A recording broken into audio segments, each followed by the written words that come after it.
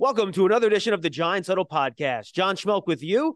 Today we're going to be joined very shortly by Steve Palazzolo from Pro Football Focus. But first, a reminder, the Giants Huddle Podcast is brought to you by PSEG, energy efficiency for game time and anytime.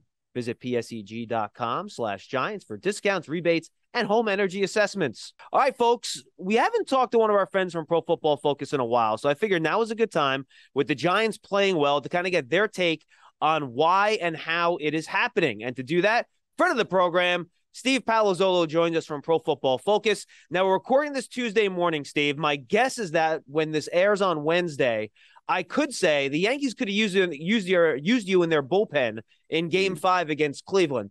How are you, man? It's good to see you. And how's the season treating you? Doing great. Appreciate you having me. And I'll say this, I don't think you want me coming out of the bullpen in a Game 5 deciding game. So I think the Yankees will be all right. Yeah, well, we hope so. Hopefully Yankee fans will be happy when they listen to this on Wednesday, Steve. So I'm going to start with a very broad question, and you can take it any direction you want. The Giants are one of 3 teams that are 5-1. Eagles only undefeated team, obviously. How the heck have they done that? Go. I don't know. Good interview. Good, All right, we'll see you next time, Steve. Thank you. Glad I'm a good addition to the show. I mean, look, not traditionally, I would say, right? Most wins, you can point to specific things where, the offense is humming, or it's such a pass-driven league.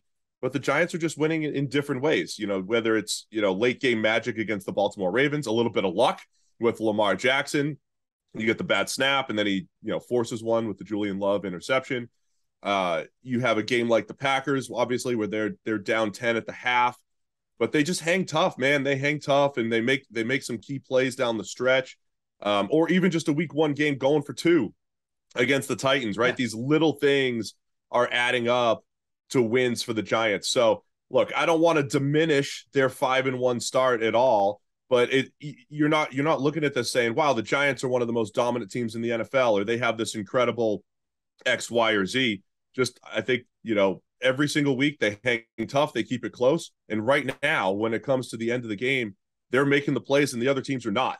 And so that's what it's coming down to in simplest terms, I think, as far as the Giants being 5-1 right now. Yeah, and how much do you attribute some of that at least to coaching in terms of game planning to get the most out of the talent on their roster on both sides of the ball?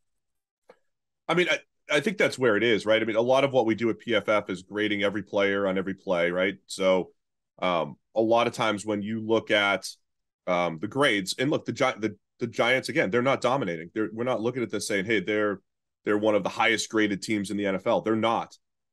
Vegas, when they set lines, they don't believe in the Giants necessarily because they don't have dominant talent. It's not there. But we usually bridge that gap with coaching, with late game decision making, with some way of getting the most out of the scheme. Like when you look at a Wink Martindale scheme, they do create so much pressure, a lot of unblocked pressure, right? They're blitzing so much. And that is a team-centric thing, right? So that is probably one of the things that the Giants are doing well is creating that havoc, creating just enough indecision for quarterbacks that Lamar is making late-game turnovers and that Aaron Rodgers is getting passes batted down at the goal line, right? So that's one of those things you could attribute it to. And yeah, so I think for right now, absolutely, you've got to give a ton of credit to the coaching staff, the defensive schemes, and the creativity on offense as well to tap into what they have from a playmaker situation, because it could be dire on the offensive side. And it's not great, but they're finding a way to get players involved and do just enough there. Yeah, they're averaging around 21 points per game. It's kind of right smack in the middle of the league with the way it's going. And the amazing thing, Steve, is that, look, usually when you get teams off to a record, you don't suspect, well, maybe it was the schedule. Well, the Giants have beat Tennessee, Green Bay, and Baltimore. Are they the, elite of the elite? Yep. No, but they're good, solid NFL franchise with a history of success. Has it been a big turnover differential thing? Yeah, the Giants are on the positive side, but it's not crazy. And then, all right, maybe it's a bunch of explosive plays. Well, certainly not that. The Giants 28th in 15-plus yard passing plays, last in the league on pass attempts of 20 yards or more. That's via you guys over at PFF. Just 10 all year. And they've come back against those 3 teams with 2-score deficits in the second half, something this team's not designed to do. And I think the amazing thing to me is that they've done it by sticking with the run game in the second half. You don't see many comebacks powered by the run game, But I think that's kind of how the Giants have done it here. And at least against the Ravens, there weren't even any explosive runs. Barkley didn't have a 10-plus yard run in the game. So it's just very different. And it's kind of hard to compute a little bit for us that have watched this for a long time. Yeah, that's why don't ask me. I don't know. None of it makes sense. But look, I think, Daniel Jones has played well. He's played efficient football the last couple of weeks. I think the other element that Jones has added, not in every game, but the run game from the quarterback, that is one of those things. I describe it on the PFF NFL podcast a lot. I describe quarterback running as raising the floor of your offense. Whereas, a Lamar Jackson he's kind of the guy in the offense for the Ravens. But a guy like Jalen Hurts, with how often the Eagles are using him, the Giants and Daniel Jones, it just raises your floor. You don't need to have this precision passing attack. If you start converting third downs, just a few third downs with your legs, you add the designed run game in there and pick up some yards. So it doesn't have to look as pretty if the quarterback's involved in the run game. I think that's a factor. I think the way they're using Saquon Barkley, the direct snap stuff, and finding a way for him to just create key explosive plays, right? He's created explosive plays at the right time against the Packers or whatever it might have been. So, again, it's tough to put your finger on it and say, hey, here's this thing that they're doing that's going to be sustainable forever. Enjoy it. It's 5-1. They're finding a way. And the good part is, I still think they're rebuilding, right? The Giants are still rebuilding. There's still talents to add here, but it's a lot more fun to win while you're rebuilding than to lose while you're rebuilding. So, again, I think you got to credit the staff and, how they're maximizing the talent that's on the field right now. Yeah, you mentioned Saquon Barkley. Let's talk about him. I haven't recalculated this, but heading into the Ravens game, Steve, the Giants had 10 offensive touchdowns this year. On 6 of those 10 touchdown drives, Saquon Barkley had a play of 29 yards or more. So to say he was a big part of their touchdown drives would be an understatement. How much do you attribute the success of the offense to Barkley, and how much is it improved run blocking? Because quite frankly, I don't remember if it was last year or the year before, there was a point midway through the year where Barkley had more yards after contact than he had yards, which usually is not a great sign that the offensive line is blocking particularly well. Those numbers are a lot better this year. So how do you look at that and the improved Giants run game? Is it Barkley being healthy? Is it the run blocking? Is it both? How do you guys view that?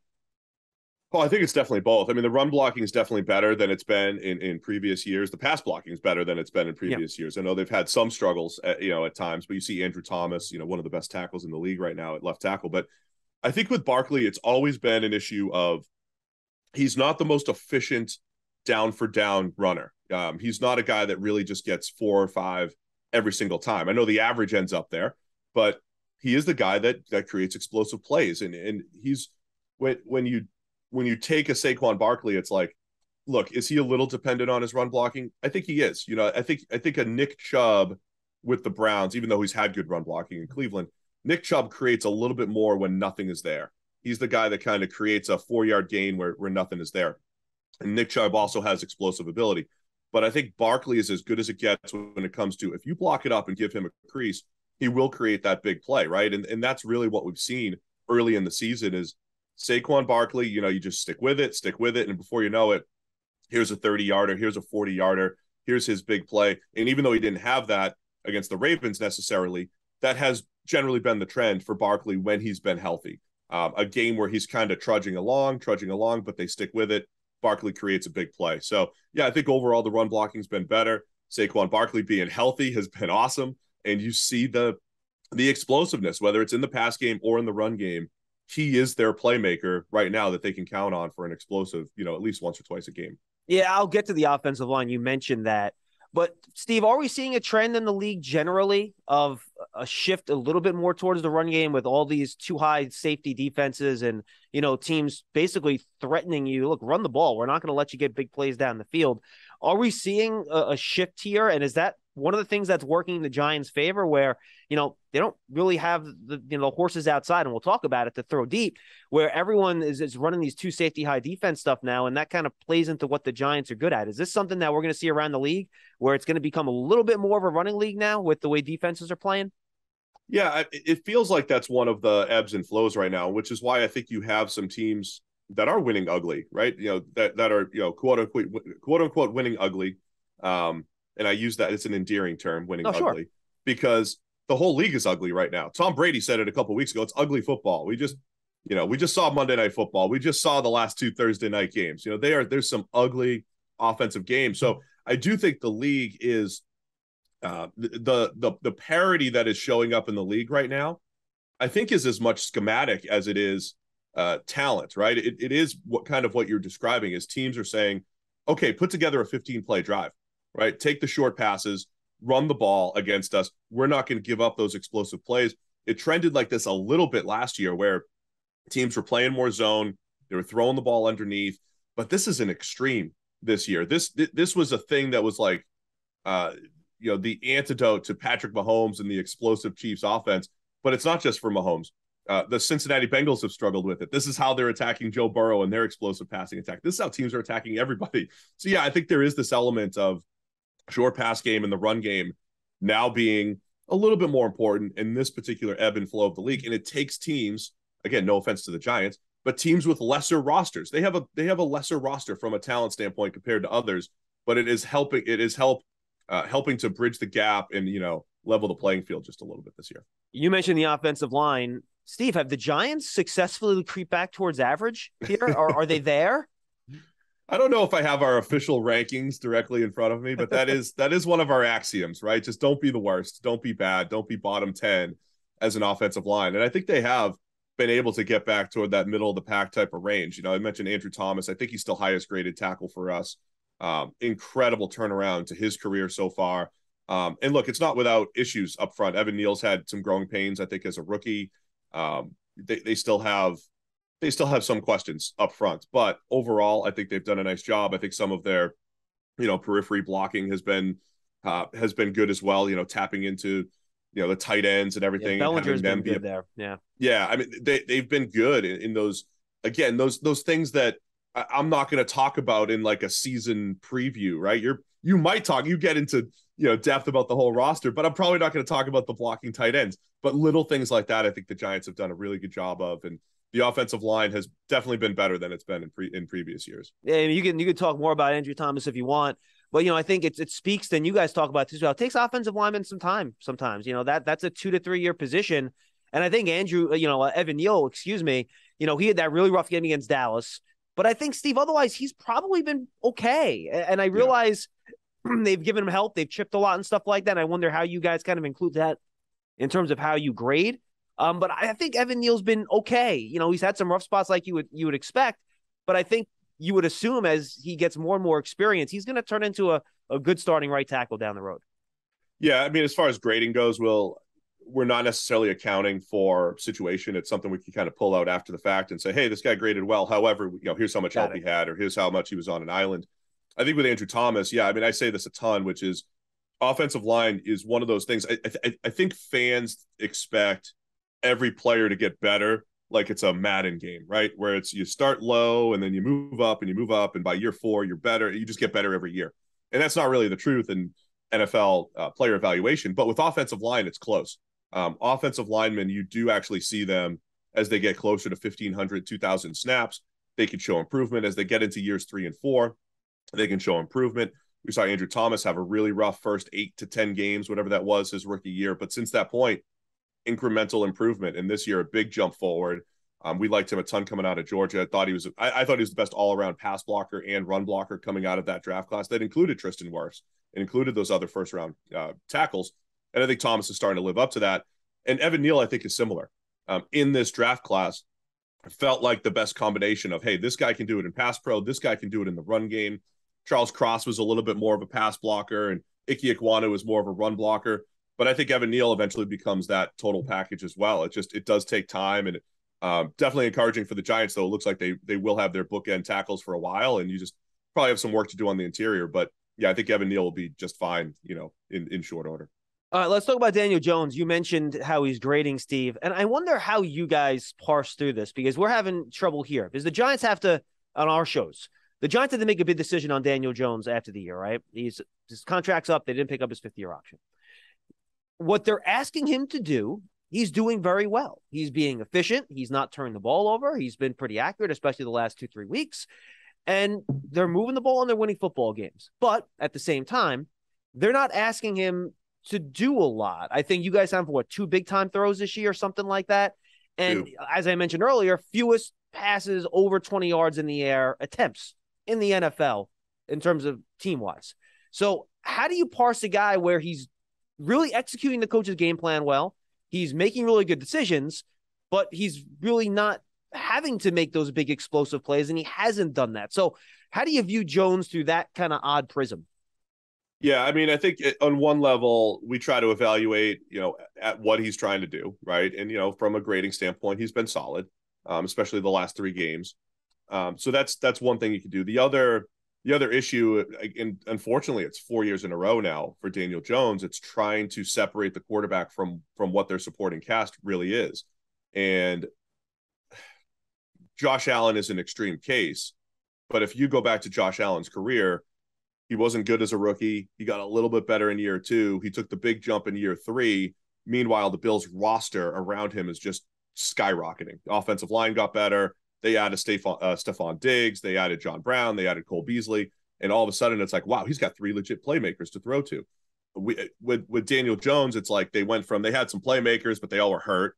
But the offensive line's an issue as well.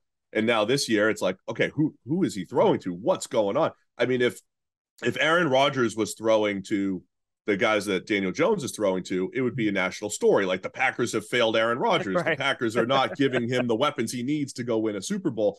So we do have to, give Daniel Jones that same, not pass, but you got to look at it through that lens as much as possible, that, okay, he's probably not going to create explosive plays, right? Unless he's just forcing it to Darius Slayton down the field over and over again. But that's not what they're doing. So at the same time, a guy that's just playing game manager role and adding a little bit of value in the run game and all that stuff, I don't think that's the guy that you want to tie $30 million to, because the going rate for the next quarterback, no matter who it is going to be 30 to 40 million, right? 40 million for the best, 30 million for your second tier. So it's a challenge, right? I mean, the Giants have to look around and say, can we get someone else to execute this type of offense? But more importantly, like, the Giants don't want to be here 3 years from now running this offense, right? You can't win.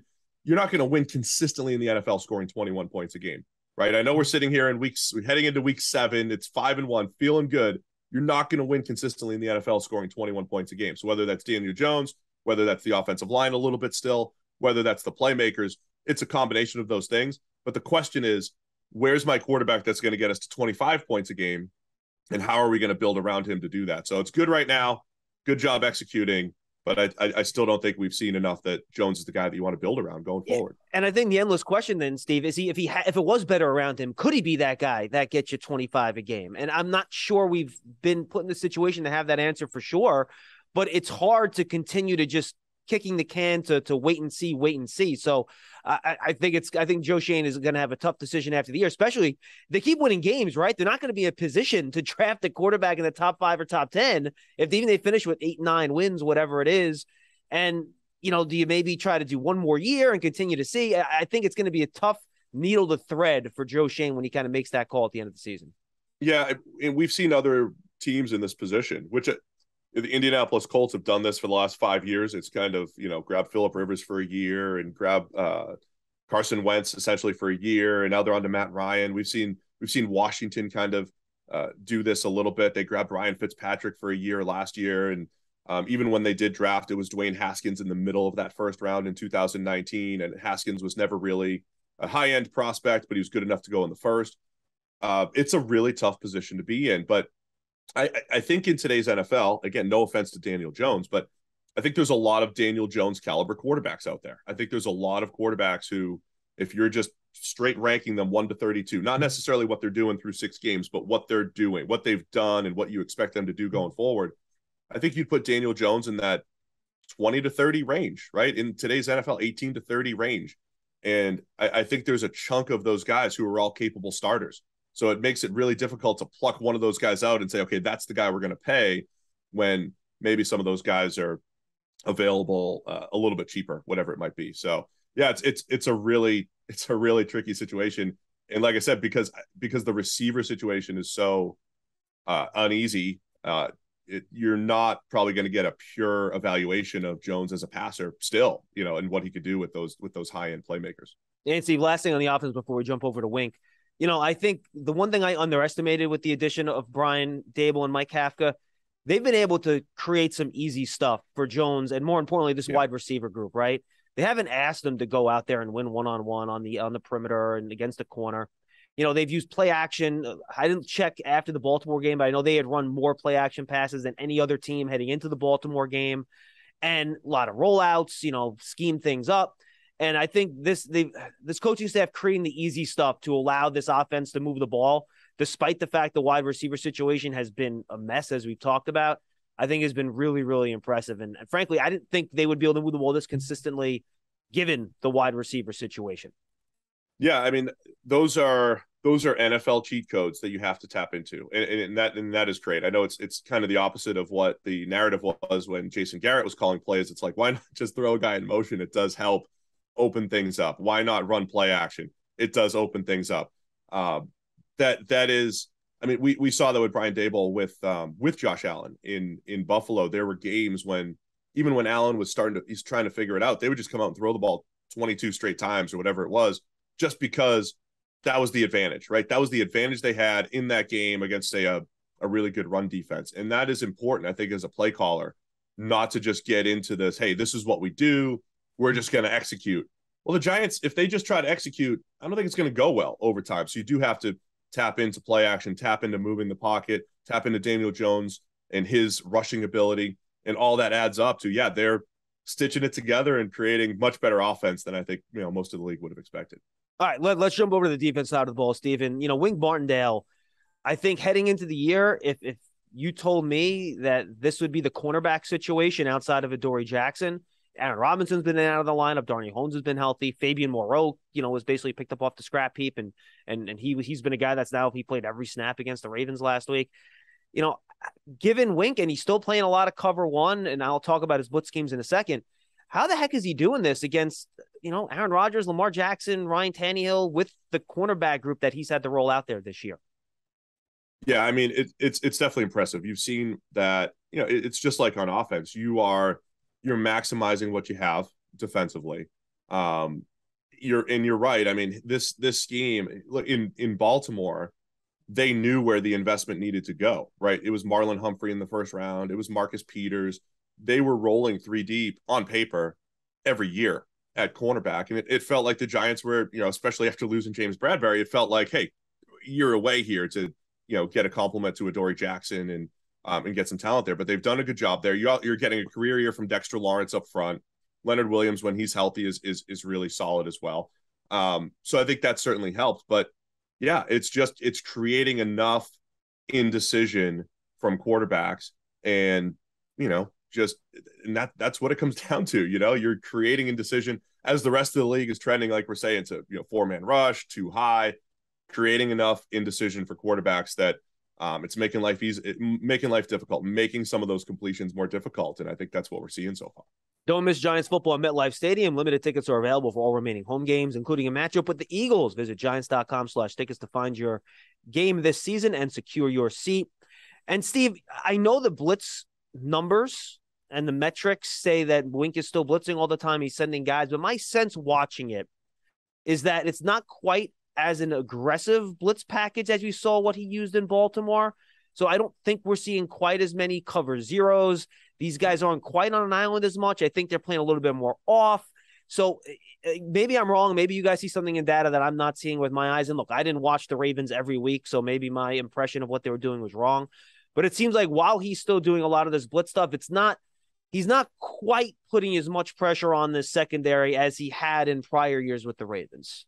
Yeah, I think that's what I'm seeing. I don't have the numbers handy right off the top of my head, but I think with Lamar Jackson, they blitzed a bunch, but it wasn't pure cover zero. It wasn't like, we're blitzing 6 and there's right. 4 in coverage, and a lot of 5-man guys, a lot of 5-man pressures. Yeah. Yeah. And like I said, I think that the way I would describe his scheme with the Ravens was, you're not necessarily relying on winning one-on-ones. So as much as it's nice to have a Kayvon Thibodeaux, and he makes a huge play on Sunday, and you want to have a pass rusher that wins one-on-ones, the Ravens did a really good job of breeding effective edge rushers, because they were just getting one-on-one matchups. You couldn't slide doubles, and and it did just enough to screw up protection. So like a Matthew Judon, who's a very good player, becomes like a 13 sack guy, and he got paid and he's going to New England. But the Ravens would kind of rotate through these guys that would have these huge sack totals who maybe weren't great one-on-one pass rushers. So that's what you're doing is creating one-on-ones for your pass rushers.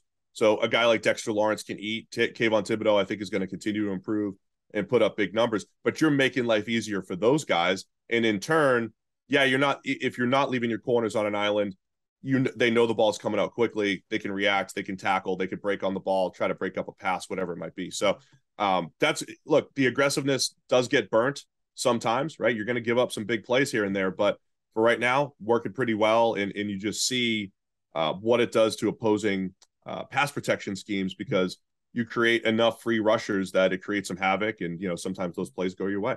And the question I've asked here too, Steven, is how much do you think they've benefited from, while they faced a couple good quarterbacks with Rodgers and Lamar Jackson, and go back to Ryan Tannehill, if you look at the wide receiver groups the Giants have faced this year: Tennessee, Carolina, Chicago, Green Bay, Baltimore, and then throw Dallas in. They have CeeDee Lamb, sure, but Cooper Rush was the quarterback, right? Right. So how much do you think they've benefited from maybe not seeing the best groups of wide receivers that can take advantage of some of those opportunities against those cover ones? Well, I mean, that's also a huge factor too. At PFF, we're very cautious to complement defenses because defensive performance is so dependent on who you play. So a team like Tennessee, they were trying to figure it out week one. They don't have A.J. Brown. They don't have the best group of receivers. They're trying to get their tight ends involved. A team like Green Bay a couple weeks ago, Aaron Rodgers, their offense has just been all over the place, right? Some games they're just chucking it down the field. Other games against the Giants, they were very horizontal. It was a lot of short stuff. It was a lot of get the ball to guys in space. And then when they did go up top, it's low percentage throws. And so beating the blitz is about that chemistry between quarterbacks and receivers. So I think that was huge with Rodgers not having those guys that he could trust just yet. And Lamar Jackson missing a Rashad Bateman, right? In that game, it definitely felt like, hey, Mark Andrews is my dude. He's going to make his plays. But they've had Rashad Bateman and a little bit of Devin Duvernay, but Rashad Bateman's been that complementary piece. He had a 75-yarder against the blitz against the Dolphins, back in week 2. So yeah, look, all of that is a fact. Plus the Panthers and the Bears are as bad as it gets offensively. So that's part of the success here. So yeah, it all adds up, man. I mean, who you play does matter, but particularly wide receiver cores where they're not necessarily right on the same page with their quarterbacks right now as they're trying to figure things out. Dexter Lawrence, breakout year. Why, Steve? And what do you think about how he's playing so far? Yeah, I mean, I think he's just one of those guys who's been very good and then just, breaks out into, an all-pro caliber year. That's Dexter Lawrence. Jeffrey Simmons from the Titans is having a similar season. They were, I think that was the same draft class, right? 2019. Yep. Dexter Lawrence he's just gone from very good to taking that big step forward. So not everybody steps into the league in his Aaron Donald, right? Aaron Donald was all pro almost right off the bat, but we've seen other guys like Cameron Hayward go from good to, okay, now in year 4, 5, 6 becomes that dominant interior defensive lineman. So I think there's elements of that to Dexter Lawrence's game. We'll see if he can keep that up. Again, same thing. Sometimes it's matchup driven, right? He dominated the Bears. So you take that for what it's worth, but that's valuable, right? When another team has a weakness, being able to dominate that weakness is valuable in the NFL. And I think we've seen that from Lawrence so far. Your guys' thoughts on Kayvon Thibodeaux's performance as a rookie so far? Yeah, I think he's off to a good start. He's got a good solid grade for us. He's getting some pressures. The other guys that he'll be compared to, Aiden Hutchinson with Detroit and Trayvon Walker with the Jaguars, I mean, those guys are playing a ton of snaps. Yeah. They played a lot more than Thibodeaux has, of course, because of injury. But Walker and Hutchinson are not winning at a high level when it comes to just pure pass rush wins so far. I think we're seeing Thibodeaux off to a better start than those guys. So very encouraging. And the draft is so fascinating because last year at this time, everybody expected Thibodeaux to be the number 1 overall pick. So it doesn't mean that Walker or Hutchinson's that much better than him just because perception changed over the course of a few months. If Thibodeaux ends up the best of the bunch, I don't know if anybody would be surprised. And he's off to a good start to prove that. The Giants official connected TV streaming app Giants TV brings original video content and game highlights on demand and direct to Big Blue fans. Giants TV is free on Apple TV, Roku, and Amazon Fire TV and the Giants mobile app. Steve, I'd be remiss if I did not ask you about your Jacksonville Jaguars.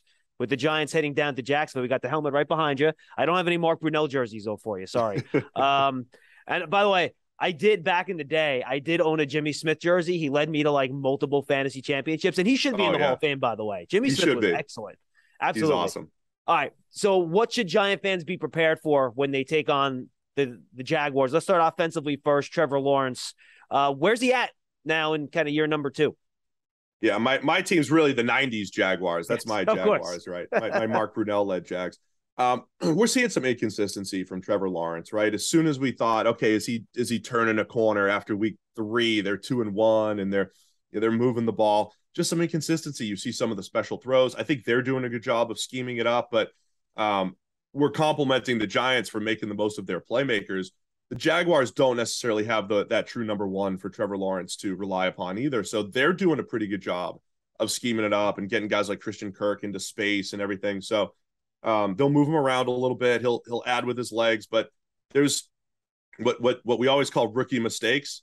I mean, there's still mistakes in there with Lawrence. A few missed throws, forces into coverage, whatever it might be. Took a really bad sack at field goal range last week. So inconsistency so far from Trevor Lawrence, but in offense that's way more exciting than they were last year and more capable than they were last year. There are explosive plays to be had in there from this Jags offense. And this feels like, though, a matchup against a young quarterback where Wink can kind of try some of his tricks, right? And that could give Trevor some issues.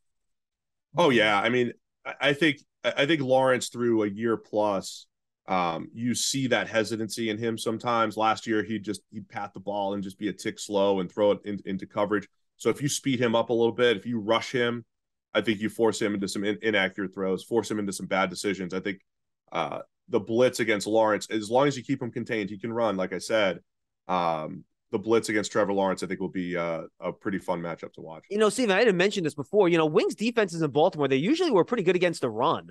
The Giants have actually struggled against the run this year. Is that a deal where you think they're playing a lot of safeties and not playing as many linebackers? Are they trying to compensate for the DBs? Why do you think the Giants have had some issues stopping the run this year? Yeah, I'm not sure offhand. You know, I think there's a couple of. It also goes to who you play. Sure. As far as the same reason for receivers. The Packers didn't run the ball a ton, but they've got a good run game. The Ravens, no matter what you do, you're going to come out of there giving up 200 rushing yards. So if you're just using that as a metric, right? It's just you play the Ravens. They're going to stumble into 200. That's just what they do. So I think that's probably a huge part of it because the run game's about you miss a gap here, you miss a gap there. It's a 30, 40-yard run, and I think we're seeing a little bit of that so far. All right, Jaguars defense, final question, Steve. Obviously, Trayvon Walker, you talked about him. Josh Allen on the other side. What does the Jaguars defense do? What do they look like? And what are going to be the challenges for the Giants offense against them? Yeah, they've had some really good games this year. They shut down the Chargers. Justin Herbert had his torn cartilage, but shut down the Chargers back in week 3. They're really athletic. Josh Allen, much like Dexter Lawrence having a breakout here, Josh Allen, former first rounder, the defensive end, Josh Allen, he's been one of the best pass rushers in the league this year. Trayvon Walker, who I mentioned on the other side, you see glimpses of why he went number 1 overall. He's had a few spectacular plays in there. He's also had a bunch of penalties, some really bad penalties that lost a couple of games for the Jaguars, but they're athletic. They've got some playmakers, Trayvon Walker, Devin Lloyd, the rookie linebacker. So they'll fly around. They'll make some plays in the secondary, but they're a rebuilding team as well. As much as the Jags showed a lot of promise early in the season, they're still trying to turn that roster over from the last couple of years. So they've been a little hit or miss, but they're a fun defense to watch because they do have some young, explosive playmakers who I think are going to be pretty good. Steve Palazzolo, him and Sam Monson host the flagship PFF NFL podcast, the PFF NFL podcast. Steve, talk about whatever else you want to promote. The floor is yours before we say goodbye. Yes, I appreciate it. The flagship podcast at PFF. It's the PFF NFL podcast. We also do a 10-minute daily podcast called the PFF NFL Daily. So Sam and I crank out 8 podcasts a week, about 8 hours of coverage on all the NFL. And then at PFF.com, we have PFF Plus, our package that has all the grade stats, betting, fantasy, the whole thing rolled into one. So be sure to check all that out. Has Sam tried to throw 60 miles an hour yet or no? Not yet. We're close to a deal with Great American Ballpark and the Reds to get onto the stadium to see if Sam could throw 60. We raised money for charity to see if my Irish co-host here could throw 60 miles an hour. He's very confident that he can. Yeah, he has a lot of confidence with his athletic ability. I'm actually fairly impressed by his confidence. Absolutely. I agree. And, we went one-on-one and, he tried to cover me one time. It didn't go so well. Ran right by him. He's a former cornerback. So maybe you shouldn't have that confidence anymore. Good stuff, Steve. Enjoy the rest of the season, man. We'll talk to you soon, all right? All right. Thank you, John. Appreciate it. Steve Palazzolo, Pro Football Focus. We thank you for joining us on the Giants Huddle podcast. We'll see you next time, everybody.